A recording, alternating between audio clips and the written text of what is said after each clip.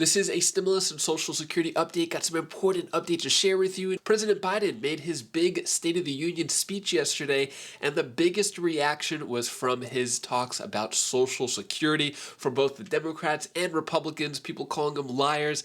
I'm going to let you know exactly what he said, what went on about Social Security, and I'll give you some other important updates as well. Hope you're having a wonderful Wednesday. If you appreciate the fact-based, fast-paced updates, hit the like button down below and subscribe to the channel for more daily, straight-to-the-point updates on matters that financially matter to you. So seniors urge Congress to protect Social Security Medicare ahead of State of the Union. So ahead of Tuesday's State of the Union address, seniors are sending letters to President Joe Biden urging him to tell Congress to protect Social Security and Medicare. As mentioned in yesterday's video, there's a petition going around as well. The future of the programs is part of the debate on how to handle the nation's debt limit, and in the discussions, one point of fierce contention has emerged whether commissions need to be established to identify changes to make the programs. So when it comes to Social Security and the debt ceiling, supposedly Social Security is off the table. This was mentioned many times by Republicans. During President Biden's speech at the State of the Union, he said that Republicans, in other words, are going to cut Social Security. Well, Republicans weren't too happy about that. Republicans blast Biden for lying shamelessly about Social Security Medicare during the State of the Union. So GOP lawmakers said Biden should be ashamed of himself after he repeats debunked claims about plans for Social Security and Medicare. So what was said here by Representative Dan Crenshaw, the president has devolved into just lying shamelessly about GOP positions to frighten senior citizens into voting for him. You know, what's funny too is that President Biden also said last week that Social Security was going to be cut by Republicans, and Twitter even flagged President Biden for saying this is a false statement. And President Biden again says that Republicans are going to cut Social Security. So he's definitely stirring up the pot. Biden booed during State of the Union for claiming GOP wants to cut Social Security and Medicare. So Kevin McCarthy, sitting right back here on the right, Speaker of the House, said himself that he will not cut Social Security. So when it comes to whether it's going to be cut or not, the way that the narrative is going is President Biden and the Democrats keep saying that Republicans are going to cut Social Security. Republicans say, no, we are not cutting Social Security. It'd be different if Republicans were going out saying it needs to be cut and the Democrats are saying, no, don't cut it. But really, it's kind of like a one-sided argument here. It's just the Democrats accusing Republicans of this. So what President Biden said here, some of my Republican friends want to take the economy hostage, which I get it, unless I agree with their economic plans. All of you should know what those plans are. Instead of making wealthy pay their fair share, some Republicans want Medicare and Social Security sunset. I'm not saying it's a majority. So at this point, Representative Marjorie Taylor Greene was seen shouting liar. You can see her picture right here. And it continues, well, I'm glad. I'll tell you, I enjoy conversation, Biden joked. It means if Congress doesn't keep the programs the way they are, they'd go away. Other Republicans say, I'm not saying it's a majority of you, but it's being proposed by an individual. I'm politely not naming them, but it is being proposed by somebody. So I guess now, instead of President Biden accusing the entire Republican Party, he's saying that an individual, somebody is proposing Social Security cuts, but grouping it all up with all the Republicans.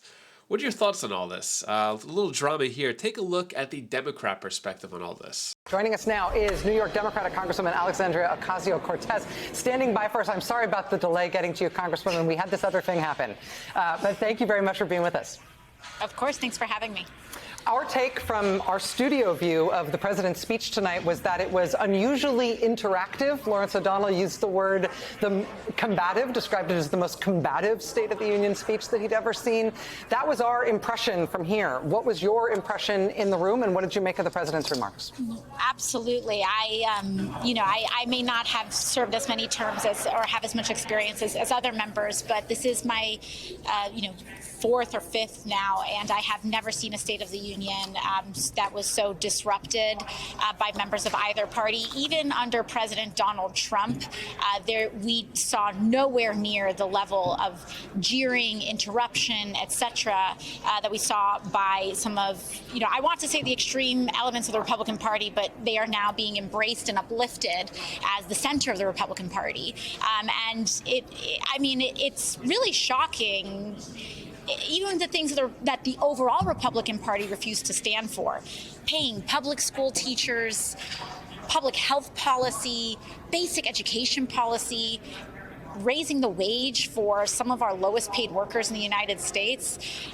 This should be really basic stuff, sky is blue kind of stuff. And the Republican Party, I think, really showed the country who they are tonight, that they have been taken over, and that this isn't some right wing. This is the ethos of the modern Republican Party.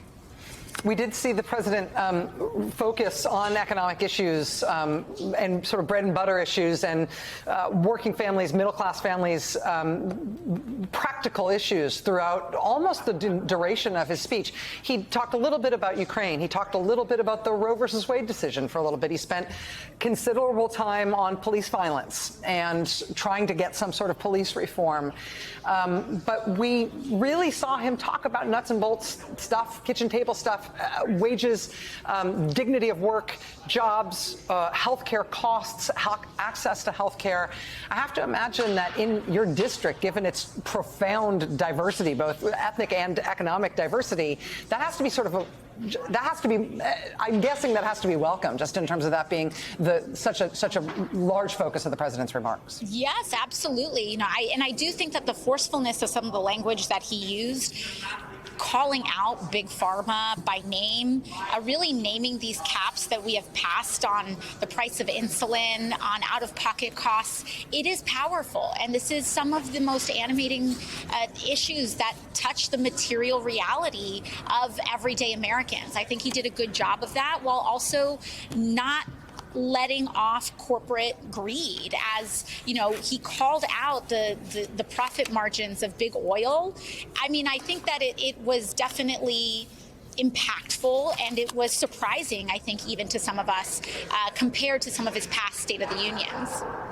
Let me ask you about something I just referenced a moment ago, but let me just ask you in detail about what you thought about the president's lengthy and I thought quite empathetic remarks about police violence. He talked about how members of law enforcement are risking their lives when they put on the shield, and that they deserve to come home just like the communities they protect.